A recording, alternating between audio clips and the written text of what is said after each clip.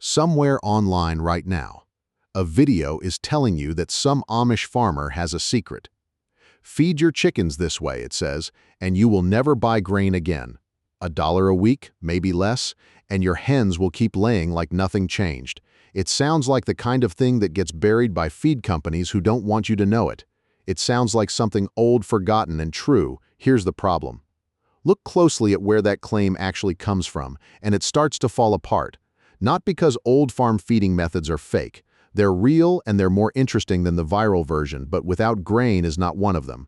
No historical record, no farm extension office, no description of actual Amish poultry keeping anywhere says chickens were raised without grain. Not once. So if the tradition never worked that way, what were people actually doing? And why does a story that isn't true keep spreading anyway? To understand what's really going on, it helps to go back before chicken feed came in a bag at all. Picture a farm sometime before 1910. There is no feed store down the road. There is no pallet of pre-mixed pellets sitting in the barn. And yet there are chickens scratching around the barnyard, slipping through the garden fence, wandering out toward the pasture edge. So what are they eating? Partly whatever they can find. Insects turned up by a plow, worms after rain, weed seeds, grass and clover, grain that spilled from the horse trough or the cattle feed. In the right season, that's a genuinely useful source of food, and it costs the farmer nothing but a bit of fencing and a watchful eye for hawks. But that's only part of the picture. Every credible account of this kind of farm also mentions grain being tossed to the flock, usually corn, sometimes wheat or oats, thrown out by hand once or twice a day, and alongside that, crushed oyster shell or saved eggshell kept in a dish near the coop. Even on the leanest, most self-sufficient old farm anyone can document, that combination shows up: foraging plus grain plus a calcium source, never foraging alone. That detail matters more than it might seem. A chicken that only forages can find plenty of protein-rich insects and a scattering of energy from seeds and greens. What it struggles to find, reliably, is calcium. And calcium is not optional for a laying hen. Her body needs somewhere around 2.5 to 3.5% of her diet to be calcium just to keep building eggshells day after day. Pasture and scraps don't get close to that on their own, which is exactly why the oyster shell dish sat by every coop on every farm doing this seriously. It wasn't decoration, it was the piece that made the whole system work. So already one thing becomes clear. The old method was never a chicken feeding itself. It was a farmer managing 4 different food sources at once: what the bird could find, what the farmer threw down, what came from the kitchen, and what supplied the minerals forage couldn't. That's not a shortcut, that's a system. Now, here's where the story gets a name attached to it, because a lot of these viral videos aren't just describing an old method. They're calling it the Amish method, as if there's one specific technique practiced the same way on every Amish farm in the country. That's worth slowing down on because it isn't accurate. And the reason it isn't accurate is more interesting than the myth. Amish farms are not identical operations following one shared rulebook for chickens. They're community rules, what's usually called the Ordnung, govern things like electricity use, certain machinery, and how farm work gets done. But nothing in the documented record ties those rules to a specific method of feeding poultry. How a family feeds its chickens appears to be a farm management decision. A personal or economic one, not a religious one. And that shows up in how differently Amish farms actually operate. There's a documented small operation in Bloomfield, Iowa, where a farmer raised around 300 hens on open pasture in hand-built coops, certified under an animal welfare pasture standard. That's about as close to the romantic version of this story as the evidence gets. But in the same country, in places like northern Indiana, there are also larger Amish-affiliated poultry operations raising thousands of birds in naturally ventilated houses, feeding them conventional, scientifically formulated feed, supplying retail and wholesale markets. Same faith, same general farming philosophy, completely different chicken feed. So the Amish method isn't one thing. It's a spectrum, and nobody has ever counted how many farms sit at which end of it. If it isn't a religious rule, and it isn't universal, then what is this old method actually worth?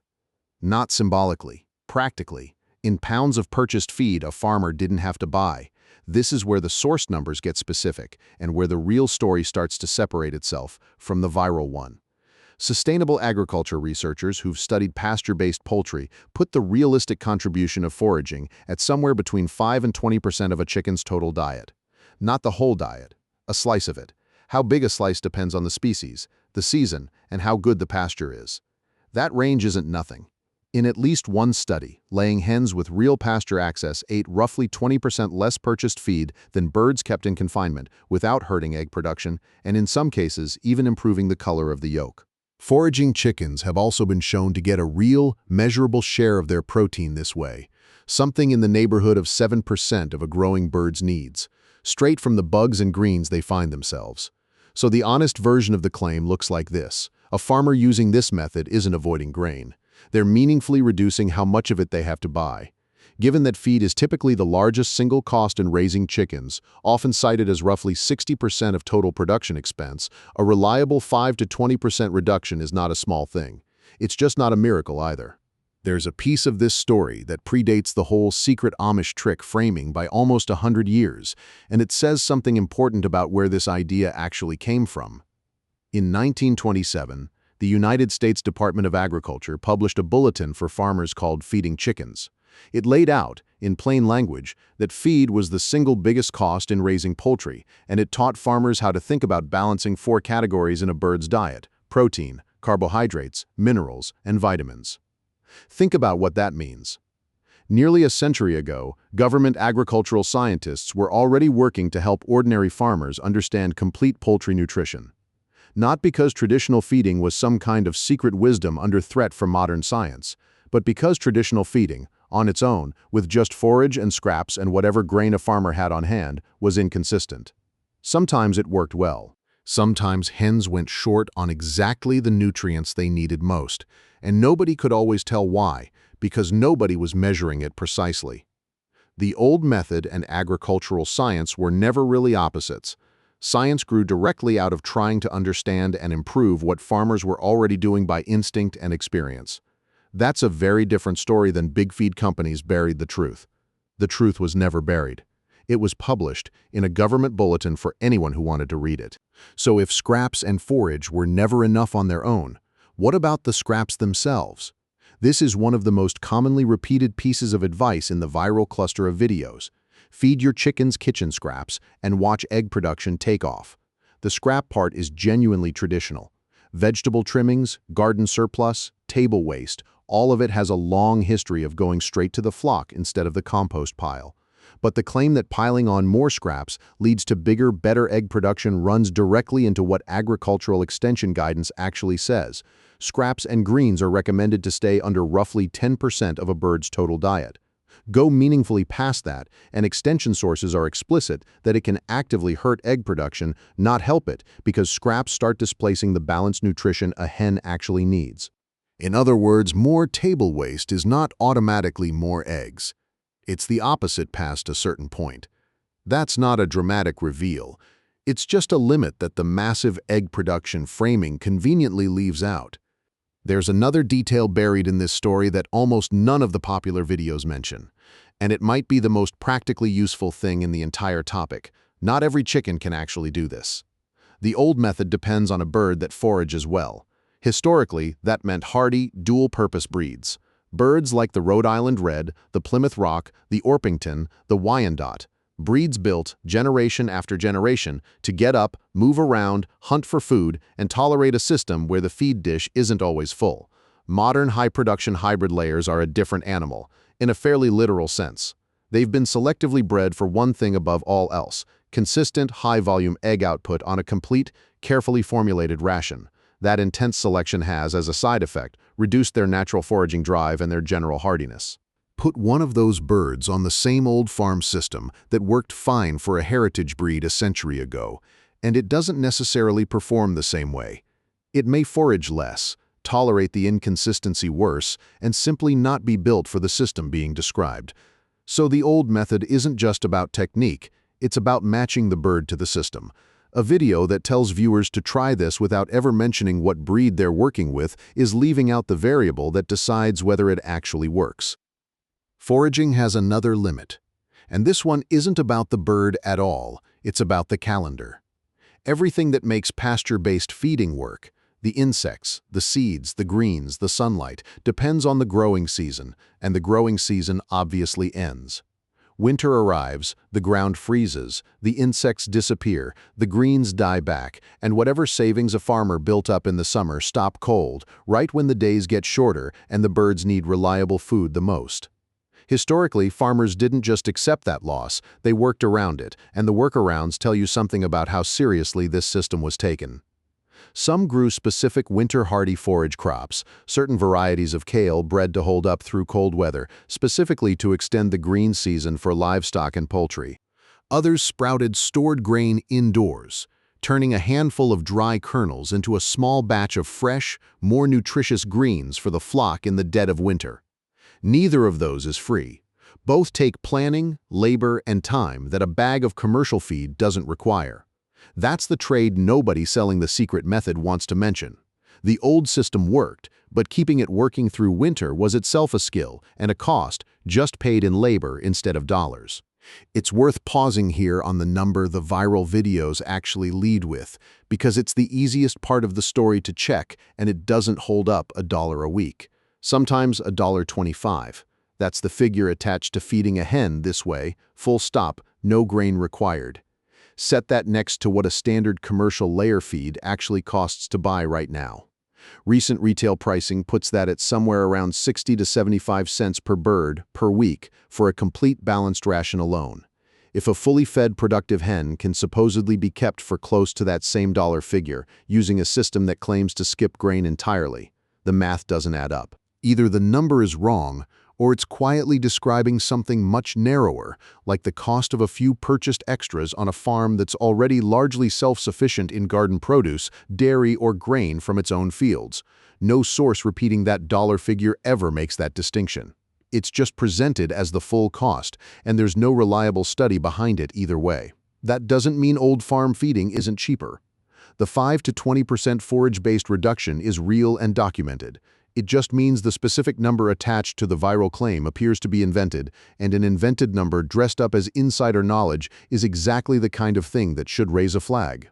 Put all of this together, and a pattern starts to emerge that's bigger than chickens. The story being sold online follows a familiar shape. There's a secret. It was hidden, or forgotten, or suppressed by an industry that profits from you not knowing it. And a simple, almost free trick can undo all of that if only someone finally tells you the truth. But look at what the actual record shows. USDA bulletins on poultry nutrition, published openly. Nearly 100 years ago, University Extension guidance on forage and scrap feeding, freely available today, detailed accounts of how small pasture farms, Amish and otherwise, manage their flocks. None of it was hidden. None of it was banned. It was published, taught, and passed down in plain sight for anyone who wanted to look. What actually happened is less dramatic than a conspiracy and more useful. Farmers learned, through generations of trial and error, and later through formal agricultural science, exactly what a mixed system could and couldn't do. The parts that worked got kept. The parts that failed, like relying on forage alone for calcium, or assuming any bird could forage as well as any other, got corrected. That's not a suppressed secret, that's just how practical knowledge normally develops. So where does that leave a farm today that actually wants to use less commercial feed, without pretending grain isn't necessary?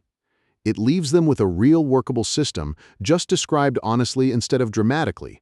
Start with a hardy foraging-capable breed, not a high-production hybrid optimized for confinement. Give that flock real access to pasture, garden edges, or barnyard space where they can find insects, seeds, and greens for a meaningful part of the year. Supplement daily with grain, historically corn, wheat, or oats, because that's still where the bulk of a chicken's usable energy comes from. Keep a calcium source on hand at all times, because forage was never going to cover that gap. Use kitchen and garden scraps as a genuine but modest bonus, staying well under that 10% ceiling, and skip anything raw or undercooked meat, along with the handful of scraps chickens genuinely shouldn't have, like green-tinged potato or tomato parts and rhubarb leaves. And since free-ranging poultry is a documented source of salmonella exposure, wash your hands after handling the flock or collecting eggs, the same as you would with any raw poultry. And go into winter with a plan, whether that's stored grain, a hardy forage crop, or simply accepting that the free portion of the diet shrinks until spring. None of that requires a bag with a brand name on it to be the enemy. Commercial feed exists precisely because it solves the one problem this whole traditional system never fully solved on its own: consistency, in every season, for every bird, without depending on a farmer's careful management every single day. That's really the heart of what separates the myth from the reality here. The myth promises something for nothing: no grain, almost no cost, no trade-off, just a secret the big companies didn't want you to have. The reality is a genuine piece of old practical knowledge, refined over more than a century, that trades one kind of cost for another. Less money spent at the feed store, more labor watching pasture, managing predators, planning for winter, and choosing the right bird for the job. It's not free, it was never free, but it's real, it's documented, and on the right farm, with the right breed, it still works today, on a small pasture operation in Iowa, or anywhere else someone is willing to put in that labor. So go back to that video promising a chicken fed without grain for $1 a week. It isn't describing some rediscovered secret, it's describing a version of an old idea that never actually existed, stitched together to be as dramatic and as shareable as possible. The real version doesn't need the exaggeration. A farm using pasture, scraps, homegrown grain, and the right breed of bird really can meaningfully cut what it spends on commercial feed. That part is true, documented, and been true for more than 100 years. What was never true is the idea that grain, or careful management, or the occasional trip to buy a proper ration was ever optional. The old farmers who made this system work weren't hiding a shortcut. They were doing something harder and more interesting, paying close attention to the land, the season, and the bird in front of them, and adjusting accordingly. That's not a secret. That's just what good farming has always looked like, long before anyone thought to put a dollar figure on it and call it a trick.